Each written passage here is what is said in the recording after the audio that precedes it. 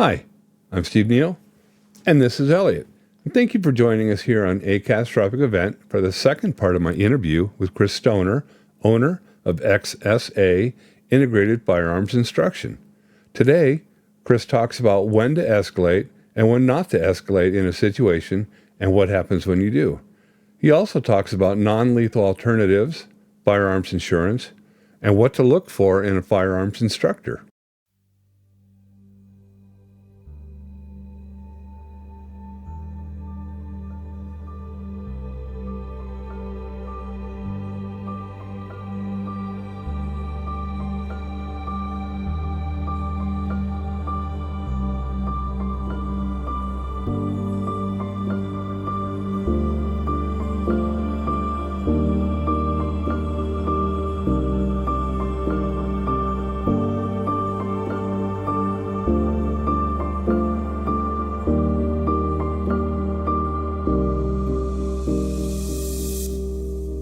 So, once a person is safe and comfortable with a firearm, how often do you recommend that they use it and train with it? Yeah, I recommend, it's not like riding a bike. I recommend that people get out on the range weekly if they have the ability to, definitely monthly. Because again, I go back to the idea of these are deadly weapons. And if we are treating it as though it's not a deadly weapon, we're going to get complacent with it. And whenever you get complacent with it, bad things happen. Unfortunate reality of where we came from, there was a gentleman that was at the range. He pulled the trigger on the gun. He had a hang fire. He looked down the weapon barrel to see what was going on, and it went off. And it killed him. He was found by a guy and his son out on the range. So we cannot get to a point of complacency ever with a firearm, because whenever we do get complacent with it, bad things start to happen very quickly. As I mentioned before, that bullet's moving 650 miles an hour. It's even faster with a rifle round. So once it's out, there's no taking it back. And the ramifications of that can be catastrophic. Wow. Yeah. Okay. Do you have any tips on determining when to escalate and when not to? Yeah, I would definitely say that the best fight that you fight is the one that you don't fight.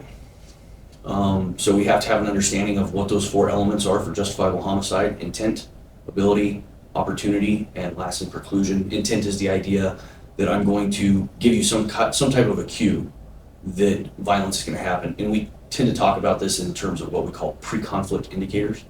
Right, so if I walk into a gas station and I see the guy with all the neck tattoos in the corner and he's just seething mad and he's staring me down. Intent does not have to be verbalized. In fact, most intent is not verbalized. It is nonverbal communication. We as human beings communicate extraordinarily well with nonverbal communication. So intent, ability, I tend to define ability as anything that can change the quality of my life for the rest of my life, right? Would you believe that I could grab you by the back of your throat and I could slam your head into a trailer hitch and kill you, Steve? Sure you could. That's a weapon. Right. Could I pick up that stool that's across the room and I could smash you across the face, change the quality of your life for the rest of your life? Yes. Absolutely. Now you start adding in things like knives, guns, that's ability. Opportunity I tend to describe as proximity, right? Because it's going to be really hard for me to kill you with that stool that's over there in the corner from across the room. Right. But as I start to close the distance, that proximity, that gives me opportunity to use that deadly weapon in a use of force to alter the quality of your life for the rest of your life. And then lastly is preclusion. And preclusion is the idea, ladies and gentlemen of the jury, based off the facts that have been presented to you, what could any other normal person have done to prevent this from happening? Right. That's the armchair quarterback game. And it doesn't matter who you are or what the situation is going to be. That jury of your peers is going to be looking for anything that you could have done to have prevented this from happening. Okay. That makes total sense. Yeah, that chair example was a very good one, because you have to make a split-second decision, because that person could come with that chair very fast, far faster than you'd ever think possible. Right. So you need to be ready, able, and willing, just like that. Yep. Because obviously they are. And, you know, Yeah, and we tend to talk about that in that decision-making process. We use an acronym called the OODA loop. And OODA is a decision-making process that, whether you've ever heard of it before or not, you use this decision-making process every day of your life, right? So OODA stands for orient, observe, decide, and act. So a great example of the OODA loop is at 6 o'clock in the morning, my alarm clock goes off and I orient myself to that stimulus, right? I observe, it's 6 o'clock. I made the decision last night to get out of bed at 6 o'clock so that I can get on with my day and I can make it to Spokane Valley today so that I can do this podcast with you. And then I have to act on it, right? If I make a decision but I don't act on it, I find myself behind the power curve. So typically the next thing that I do whenever I get up out of bed is I go, oh man, my breath stinks. I'm oriented to the stimulus. I observe that my breath stinks. I make the decision to brush my teeth. If I don't act on that decision, I go about the day with stinky breath, right? So in terms of these types of use of force, typically somebody is acting on the decision that they've made to cause you harm. And you're orienting and observing. And that's why it's critical that we get out and train, and we train to those standards, because you don't rise to the occasion, but you fall to your highest level of training. right. That's exactly right. Basically, what you want it to become is muscle memory, where it's just automatic. This is what you do. This happens, so this is what we're going to do. Right. It's writing the programming. Okay. So for home defense, and going back to the question I asked earlier on a shotgun, what would you recommend? A 410, a 20 gauge, a 12 gauge? I think that's going to be ultimately up to the individual. If you're a smaller statured human being, you're going to use a smaller shotgun.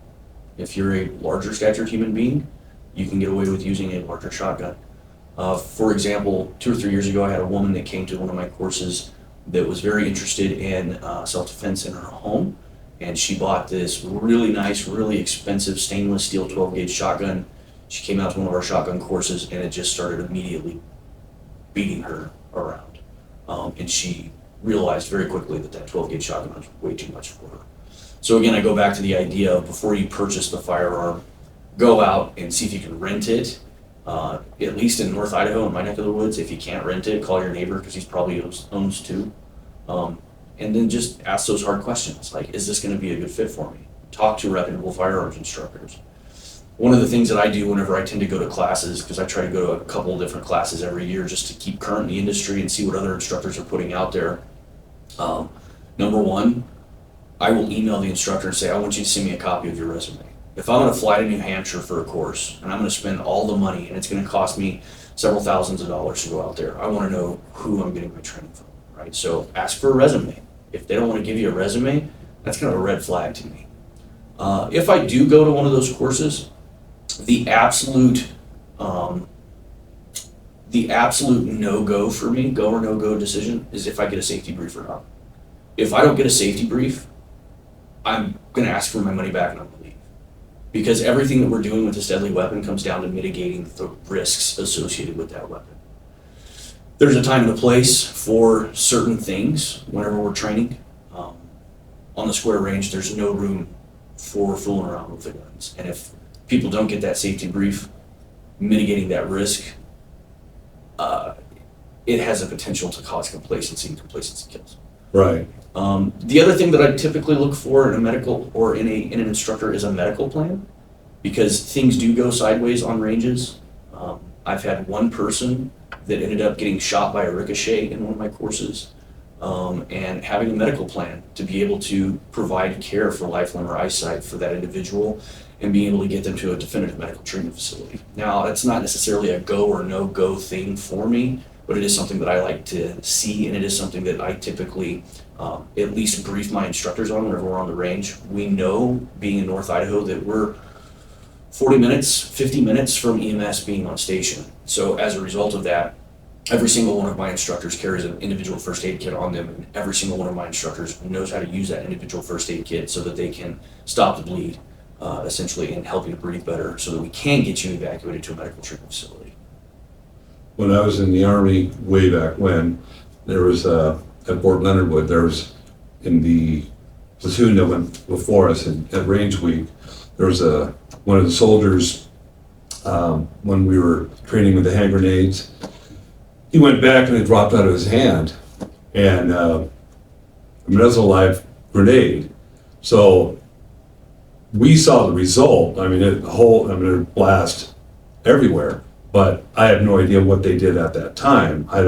We didn't hear, but you could just see the damage at it. So things happen. I mean, even in the Army, even in a controlled environment where, I mean, everything was controlled when we did that, but it wasn't controlled when he did what he did. So I see exactly what you're saying. What do you think about non-lethal gas ball launchers? They definitely have their place.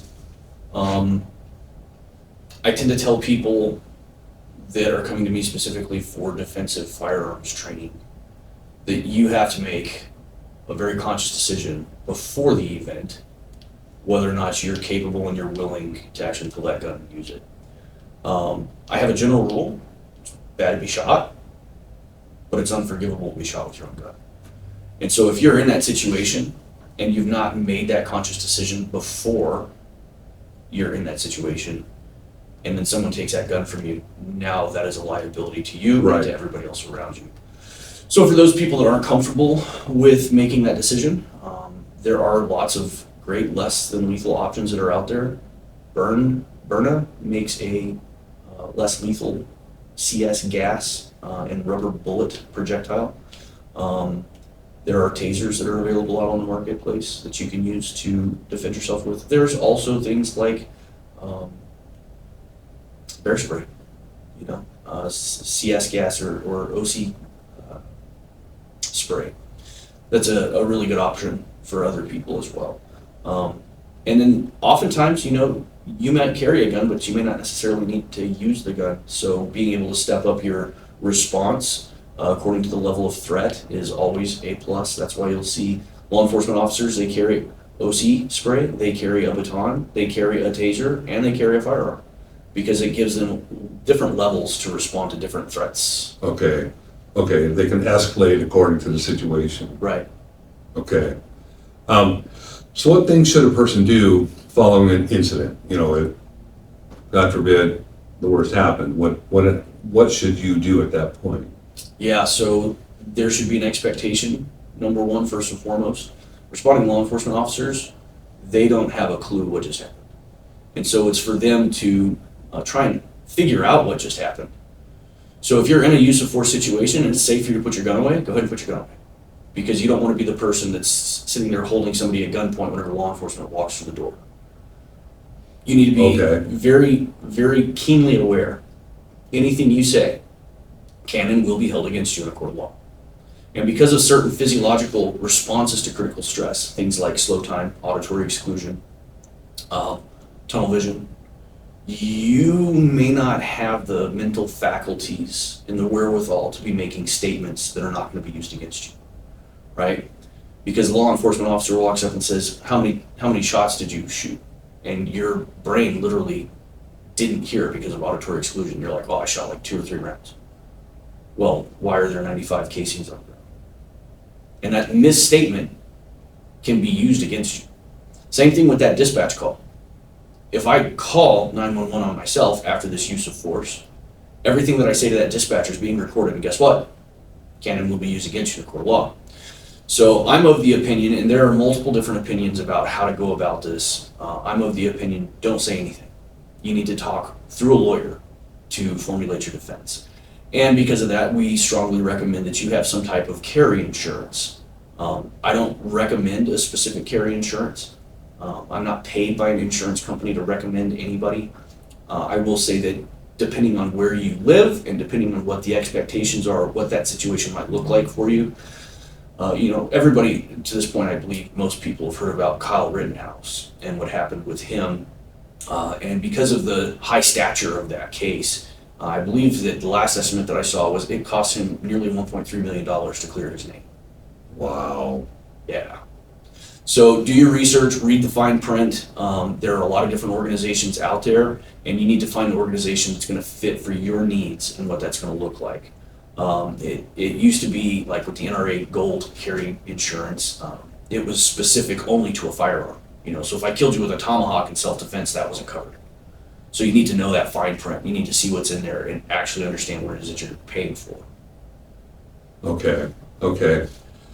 So can you brandish a firearm to de-escalate the situation? Hey, look, I've got this, you need to back off, or... So I want to be very clear in stating brandishing a firearm for intimidation factors is illegal. Okay. Right? If I feel like my life is in jeopardy and I show my firearm, that is a show of force, as opposed to actually pulling the trigger is a use of force. So if I'm being backed down a dark alleyway by 3 thugs and I pull my handgun and that stops the action, great. That's preferential to me actually having to shoot you, right? If I show you my gun and you keep pressing this attack, now each of you is getting a shot, pop, pop, pop. And then I'm looking for additional work. Who else wants to continue to play? Because if I've shot you once and you're still pressing the attack, I still have justifiable use of force. We tend to wash over the idea of what disparity of force is, right? I'm a pretty muscular guy, 5'9", 190 pounds. But if I'm being walked down a dark alleyway by a lineman from the Pittsburgh Steelers, there is a disparity of force issue there. This is especially true with women, right? Small statured women that are very, very frail, that are not big in stature. If they're being walked down by a guy like me, and I'm threatening their quality of life for the rest of your life, they have a justifiable use of force because of disparity of force. And so you have to have an understanding of what that really looks like.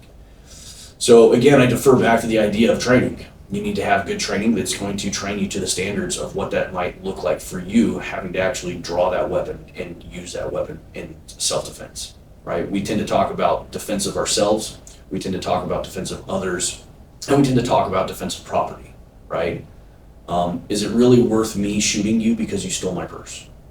Not my purse, but my wife's purse. Right. I don't carry a purse. Well, sometimes. No man purse? Is it really worth me shooting you because you've stolen my car? And those are things that we have to think about, right? Because again, we go back to the idea of preclusion, ladies and gentlemen of the jury. What could anybody else have done to prevent this homicide from happening? Because if you shoot and kill somebody, you're going to be charged with homicide until it's ruled justifiable homicide. And I'll piggyback on that, the idea of what not to tell police officers. I'll also go into the 4 protected relationships that we have. 4 protected relationships of the people that we can talk to about these types of incidents. Number 1, your lawyer, because of attorney-client privilege. Number 2, your spouse. Number 3, your clergyman. Number 4, your doctor, right? So say me and Steven, we're best friends, and I get into a use of force, and I get shot in the process, and I'm just royally pissed off because of what just happened. And I walk up and I pull the trigger and shoot you in the face. Who's going to prison? Me. Because this just became just homicide level 1, right? Now I have premeditated this act to walk over and shoot you in the face. So I tend to reinforce for people that the idea is that we don't shoot to kill, we shoot to stop the action. Once the action is stopped, we no longer have a justifiable use of force. Right, so if I shoot you twice in the chest, you drop your gun, you give up, action's over. I no longer have justifiable use of force. Now you start scrambling for that weapon so that you can engage me with it, I can continue to use force. But once that action is stopped, I have to be disciplined enough to not use that force, right? So in that analogy, Steven's my best friend and I've just gotten into shooting and I go to Steven and I'm like, dude, just between me, you, and the breeze, I killed that dude. I walked up and I shot him in the face. Now a prosecuting attorney has just found out about my relationship with Steven and he starts having some questions for him, subpoenas him, puts him on the stand.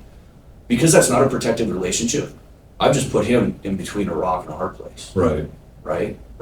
Either you throw me under the bus and you tell them everything that I divulge to you, or you perjure yourself. Or you lie on stand. Yep. You get caught in perjury, that's a punishable offense.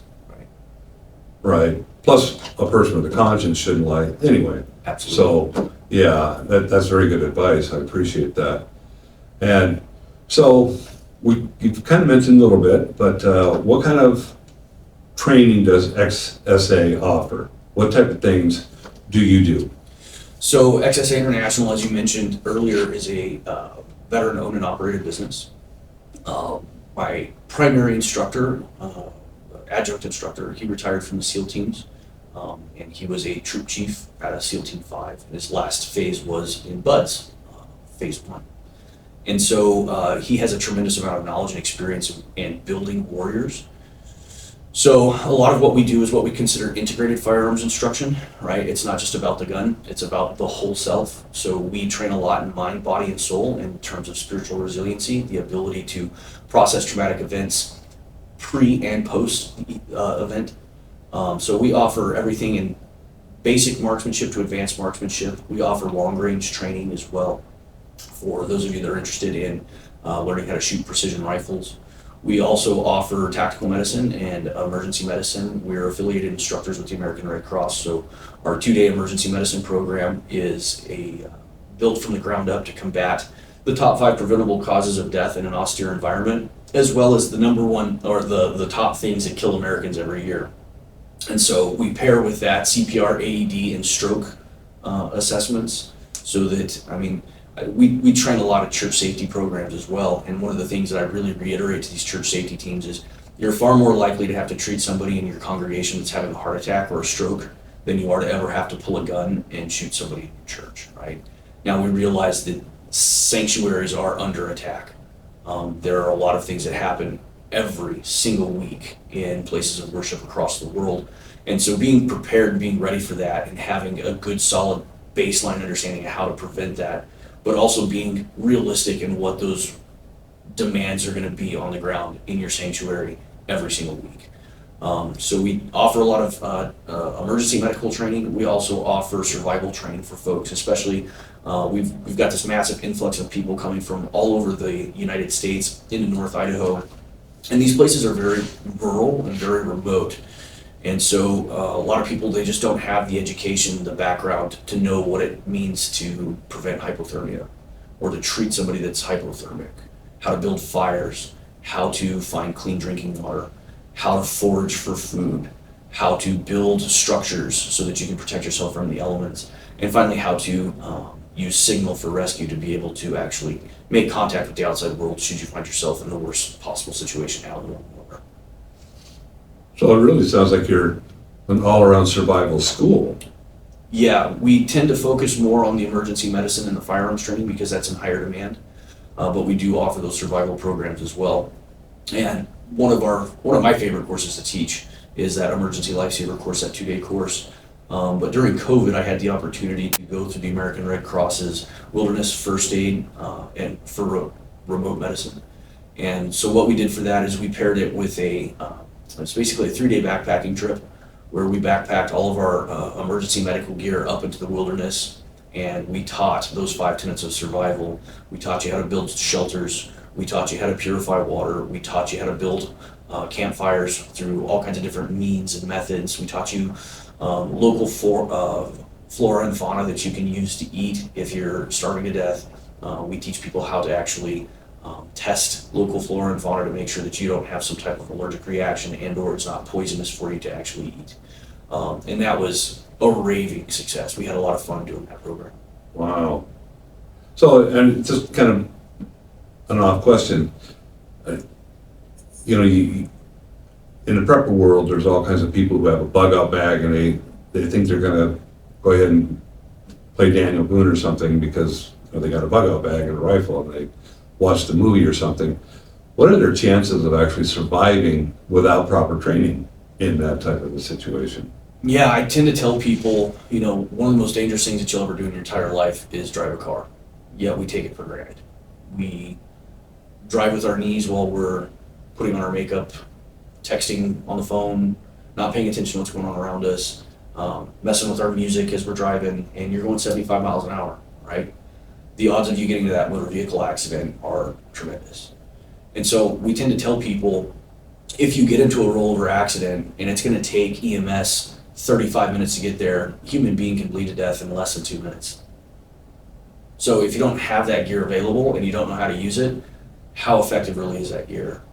I see a lot of people that have these big pushes to buy lots of ammunition, to buy lots of guns, to buy lots of medical gear, to buy lots of food, to buy all kinds of stuff.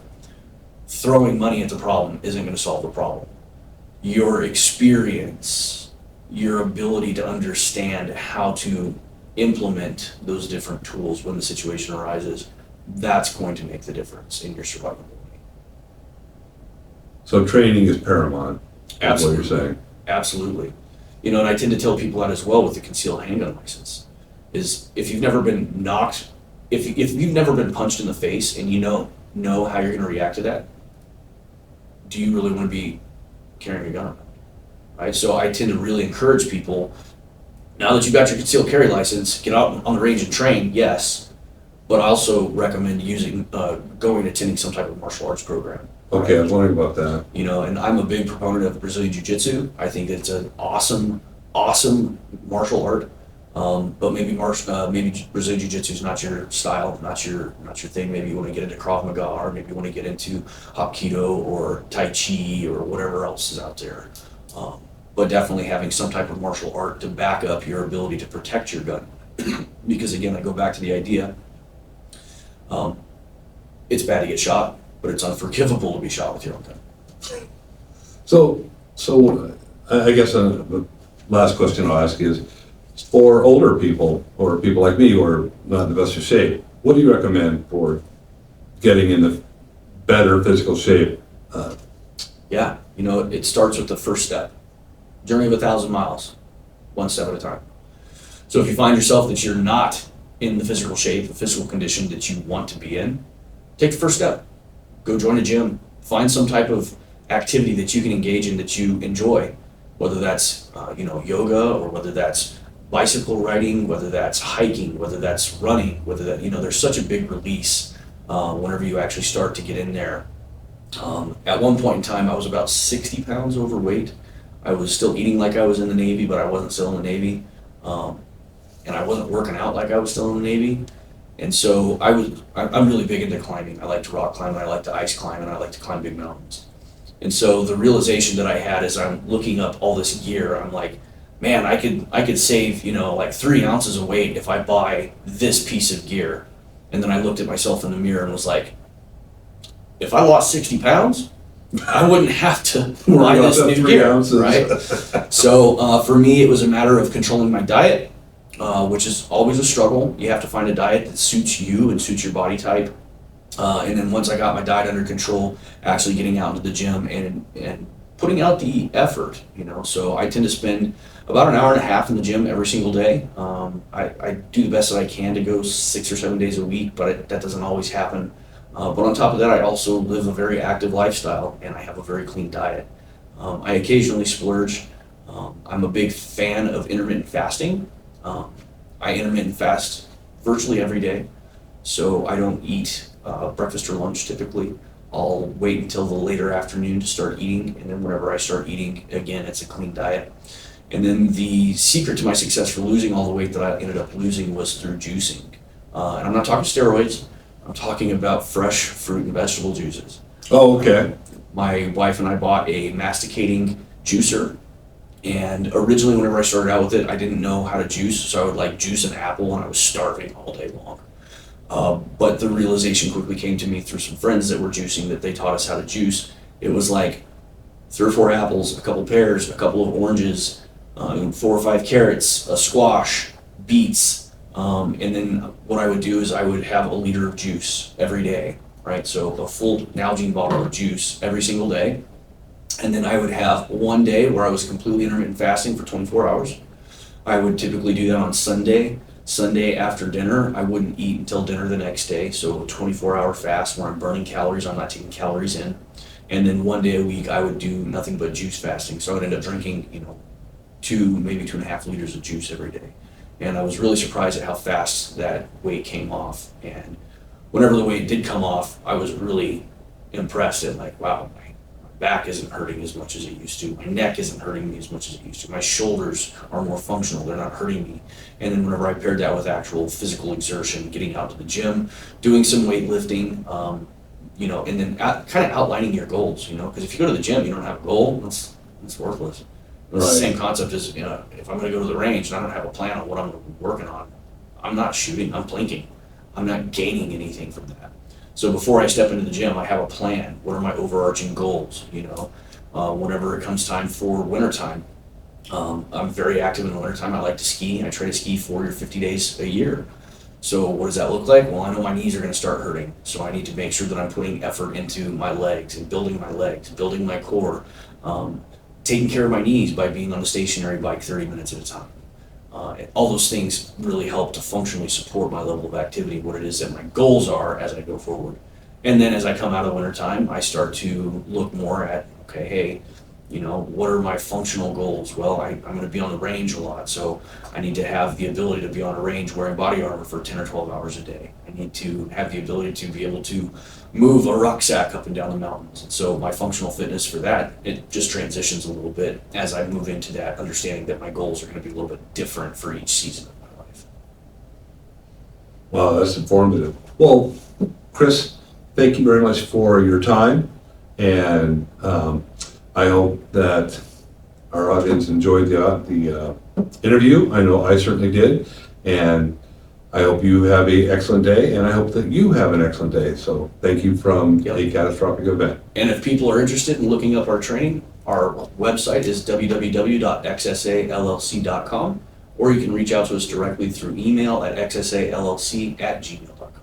And I'm sorry about that. Yeah, thank you for putting that on, because what I'd like to do is any links that you have, I want to put below so people can contact you, and any items that you recommend or whatever, we will put that below the video on YouTube. Excellent. As well as your contact information so that they can get hold of you and whatever. So I apologize for that. No worries. Inexperience. So thank you, and we should be good. Thank you for listening to today's interview. For those wanting to dig deeper into firearm safety and home defense, Chris's contact information is provided below the video on our YouTube channel and on the resource tab of acatastrophicevent.com. Please remember to like, share, subscribe, and leave a comment on this video. And thank you for watching.